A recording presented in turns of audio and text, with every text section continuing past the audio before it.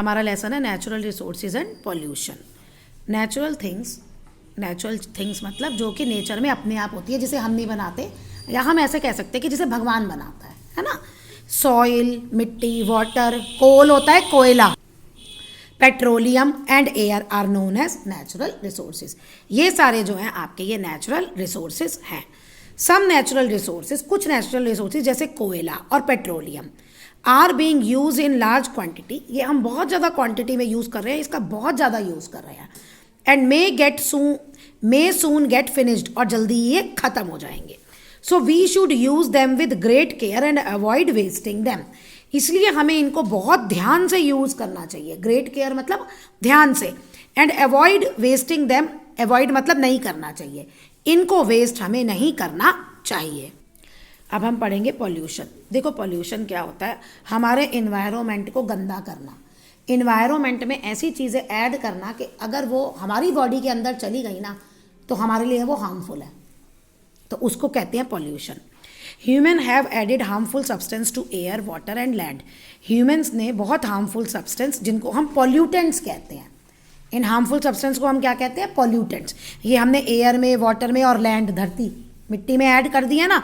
Making the environment dirty, environment को dirty करना, by adding harmful substance to it, इसमें environment में harmful substance add करके उसको हम कहते हैं पॉल्यूशन। यानी जब हम अपने इन्वायरमेंट में हार्मफुल सब्सटेंस को डाल देते हैं, ऐड कर देते हैं, तो हमारा इन्वायरमेंट जो है वो पॉल्यूट हो जाता है। और इन्वायरमेंट क्या है, हमारे आसपास की जगह, और हमारे आसपास की जगह में क्या होता है, एयर, वाटर एंड लैंड। अब हम सब पॉल्यूशन को ना अलग अलग पढ़ेंगे, जैसे water pollution, air pollution, land pollution. सबसे पहले हमारा वाटर पॉल्यूशन। अगर मैं कहूँ डिफाइन क्या है वाटर पॉल्यूशन की, तो आप क्या लिखोगे, making the water dirty by adding harmful substance to it is called water pollution. अब मैं कहती हूँ define air pollution, making the air dirty by adding harmful substance to it is called air pollution. Now how will you define land pollution? Making the land dirty by adding harmful substance to it is called land pollution. Look at the picture given below. जो नीचे picture है इसको देखो. See how human cause water pollution.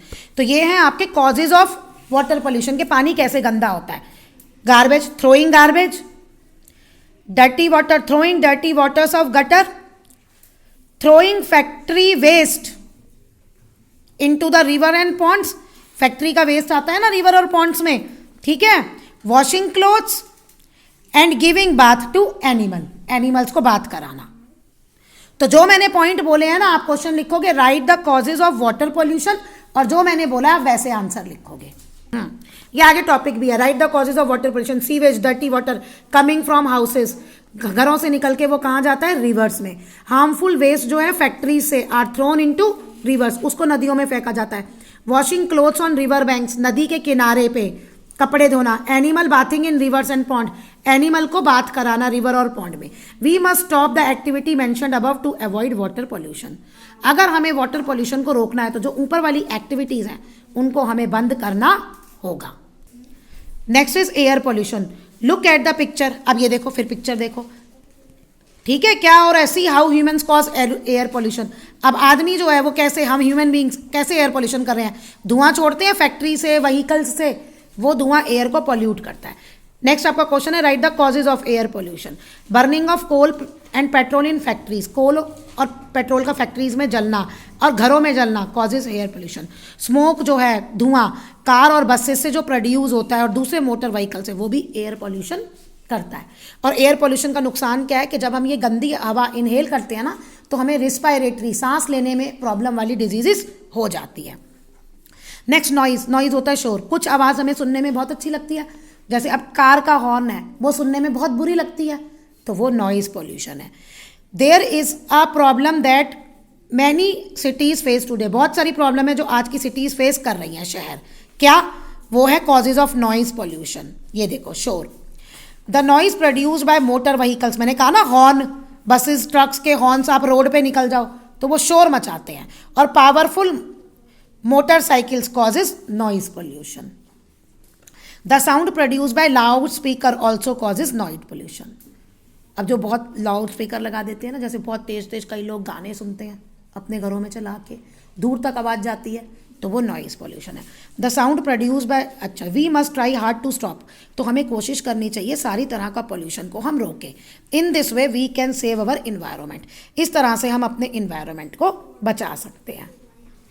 We should plant, अब कैसे बचा सकते हैं हम अपने इन्वायरमेंट को? We should plant more trees, हमें बहुत ज़्यादा ट्रीज़ उगाने होंगे। क्यों?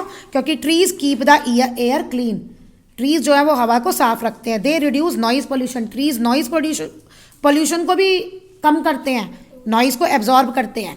We should also travel short distance on foot और ऑन साइकिल, अगर आपको कहीं पास में ही जाना है तो आप स्कूटर कार का यूज़ मत करो, आप साइकिल का यूज़ करो या आप पैदल जाओ। और हर साल 5 जून को हम वर्ल्ड इन्वायरमेंट डे मनाते हैं।